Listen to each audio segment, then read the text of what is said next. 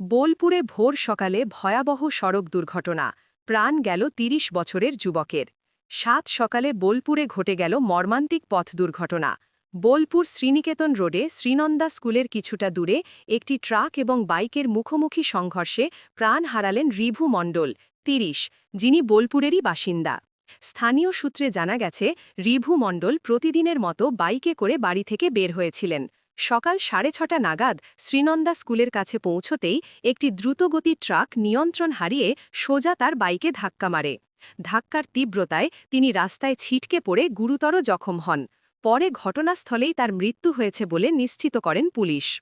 ঘটনার খবর পেয়ে শান্তিনিকেতন থানার পুলিশ দ্রুত ঘটনাস্থলে পৌঁছায়। দুর্ঘটনাগ্রস্ত বাইক ও ট্রাক দুটিকেই আটক করে পুলিশ। ট্রাক চালক পলাতক বলে জানা গিয়েছে। তাকে গ্রেফতারের জন্য অভিযান শুরু করেছে পুলিশ। পাশাপাশি কিভাবে এমন দুর্ঘটনা ঘটল, ট্রাকটির গতি কত ছিল, চালক মদ্যপ অবস্থায় ছিলেন কিনা, সবই খতিয়ে দেখা হচ্ছে। মর্মান্তিক এই দুর্ঘটনার জেরে এলাকায় নেমে এসেছে শোকের ছায়া। স্থানীয় মানুষজন জানিয়েছেন, বোলপুর শ্রীনিকেতন রোডে বড় গাড়ির বেপরোয়া দৌরাত্ম্য বেড়েই চলেছে। সকাল বিকালে স্কুলের সময় এই রাস্তায় গতি নিয়ন্ত্রণের অভাবও উল্লেখ করেছেন অনেকেই। পুলিশ জানিয়েছে, দেহ ময়নাতন্ত্রের জন্য পাঠানো হয়েছে।